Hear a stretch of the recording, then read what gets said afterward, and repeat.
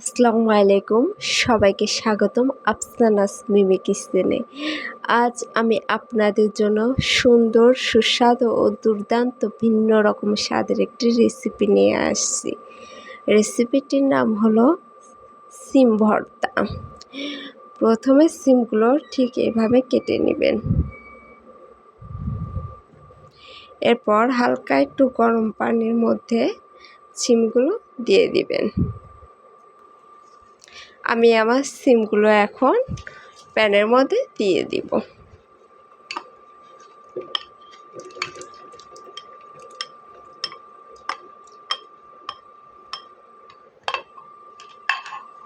সিম দেওয়া হয়ে গেছে, এখন কিছুক্ষণ সিদ্ধ হওয়ার জন্য অপেক্ষা করতে হবে। আরেকটি কথা মাথায় রাখবেন, এ ভর্তার মেন উপকরণ কিন্তু শিলপাটা। শিলপাটা ছাড়া এ ভর্তা ভালো লাগে না। শিলপাটায় একদিন আমার মতো করে ভর্তা করে দেখবেন, বিশ্বাস করেন এত ভালো স্বাদ আর এত টেস্ট যা বলার মতো না। এখনও আমার মুখে লেগে আছে, জাস্ট মুখে লেগে থাকবে। আপনারা দেখতে পারছেন আমার সিম কিন্তু সিদ্ধ হয়ে গেছে। এখন আমি সিমগুলো উঠিয়ে নেব একটি বাসনে। এখন আমি শুকনা প্যানে সামান্য পরিমাণ তেল দিয়ে হালকা করে ভেজে নেব সিমগুলো। এখন আমি সিমগুলো দিয়ে দিব।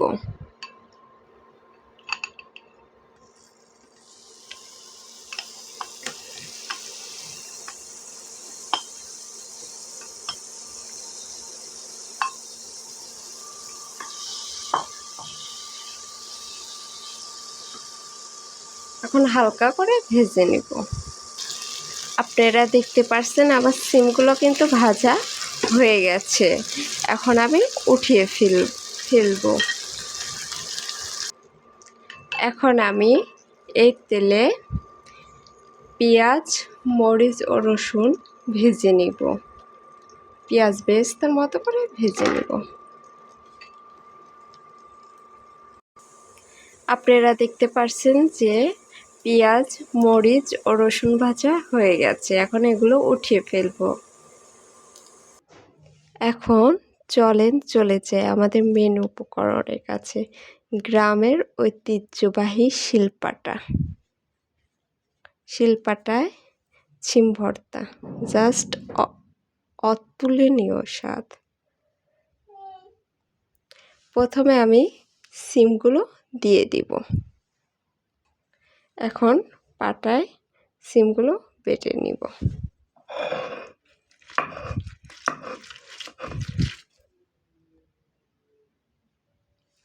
এখন আমি পেঁয়াজ, রসুন ও মরিচের বেরেস্তাটা দিয়ে দিব।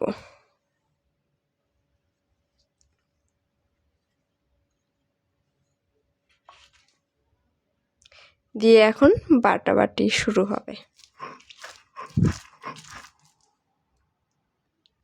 এখন আমি এর সঙ্গে অ্যাড করব কিছু পরিমাণ সরিষা দানা।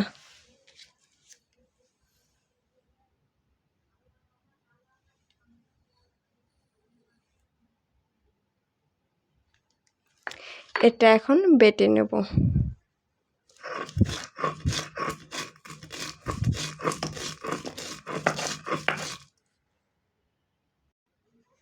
এখন আমি এর মধ্যে পরিমাণ মতো লবণ দিয়ে মিক্স করে নেব।